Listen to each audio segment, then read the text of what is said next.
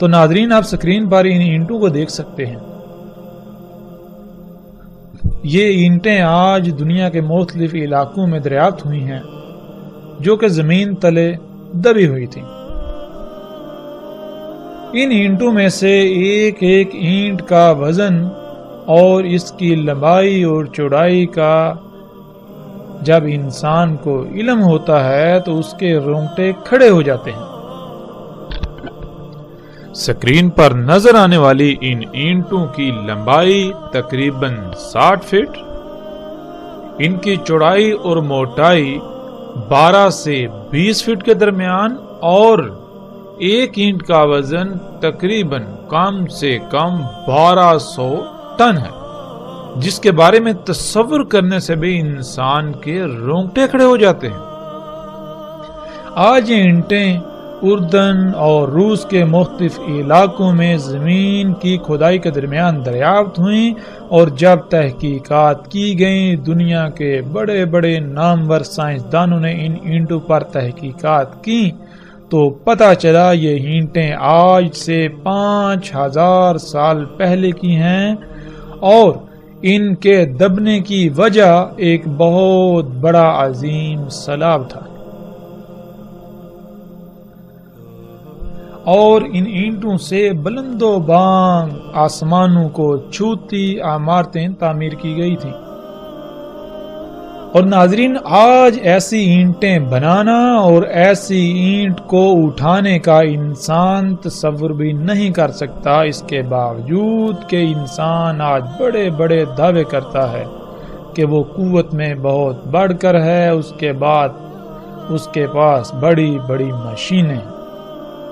آج انسان کے پاس جتنی بھی مشینیں ہیں ان کئی مشینوں کو جمع کرنے سے بھی ان اینٹوں کو اٹھانا اور اٹھا کر کسی مقام پر رکھنا یا ان سے کسی دیوار کی تعمیر کرنا انسان کے خواب و خیال سے بھی باہر ہے.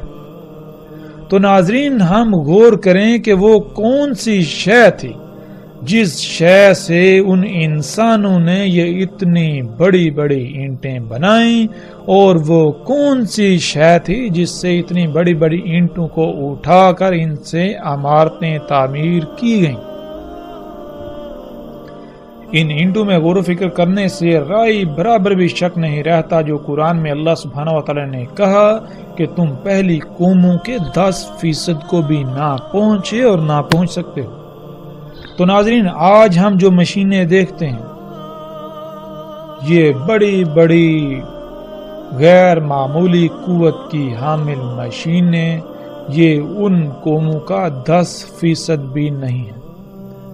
یہی وہ مشینیں تھیں جن کے دجل کا وہ لوگ شکار ہو گئے. یہی وہ ایجادات تھیں انسان کے اپنے ہی ہاتھوں سے کی ہوئی جن کے دجل کا وہ شکار ہو گئے، اور وہ سمجھتے تھے کہ یہ تو سہولتیں ہیں، یہ تو مسیحا ہے، یہ تو فائدے کی اشیاء ہیں، لہذا دنیا میں خوب انجوائے کرو، عیاشیاں کرو، مزے لوٹو، آسانیاں، سہولتیں. ناظرین آج جن سائنسدانوں نے بڑے بڑے نامور سائنسدانوں نے ان اینٹوں کے اوپر تحقیقات کی تو انہوں نے یہ بات کی کہ اول تو یہ کام انسان کا نہیں ہے، اور اگر کسی بھی صورت یہ یقین دلا دیا جائے یا یہ مان لیا جائے کہ یہ کام انسان کا ہی ہے تو جن انسانوں نے یہ کام کیا وہ موجودہ انسانوں سے اس قدر ٹیکنالوجی میں بڑھ کر تھے کہ آج کا انسان اس کا تصور بھی نہیں کر سکتا. اسی طرح ناظرین سکرین پر نظر آنے والے یہ بلاکس جنہیں ایچ بلاکس کہا جاتا ہے،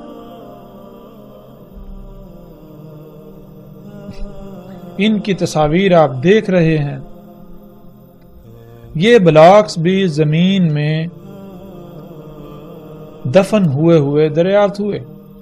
ناظرین یہ بلاکس ایسے ہیں کہ آج دنیا کے بڑے بڑے نامور سائنسدانوں اور دنیا کی بڑی بڑی نامور یونیورسٹیوں، ریسرچ سینٹروں، اداروں نے ان پر تحقیقات کی تو وہ اس بات کو بتانے سے قاصر ہیں کہ بلاکس کیسے بنائے گئے، ان کو کیسے تراشا گیا. ان کا وزن، ان کا ڈیزائن، ان کو تراشنا آج کے دور میں ناممکن ہے۔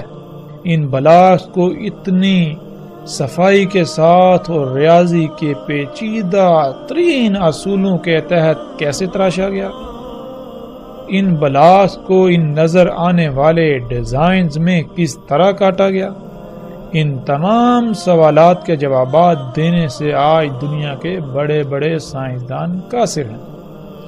وہ بالکل ایسے ہیں گویا کہ ان کے منہ میں زبان ہی نہ ہو۔ اور پھر وہی بات، وہ یہی کہتے نظر آتے ہیں کہ اول تو یہ کام انسان کا نہیں ہے، کیونکہ ریاضی کے اتنے پیچیدہ ترین اصولوں، قوانین کی بنیاد پر ان بلاکس کو تراشنا اور جن ڈیزائنوں میں یہ بلاکس تراشے گئے یہ ناممکن ہے۔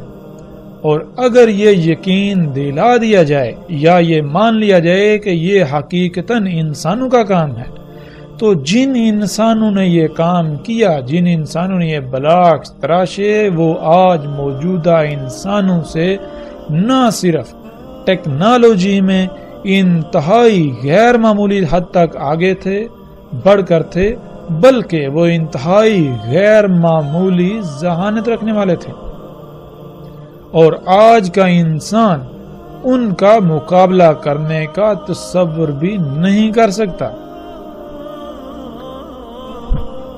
پھر اسی طرح ناظرین، جو تصاویر ابھی آپ سکرین پر دیکھ رہے ہیں، یہ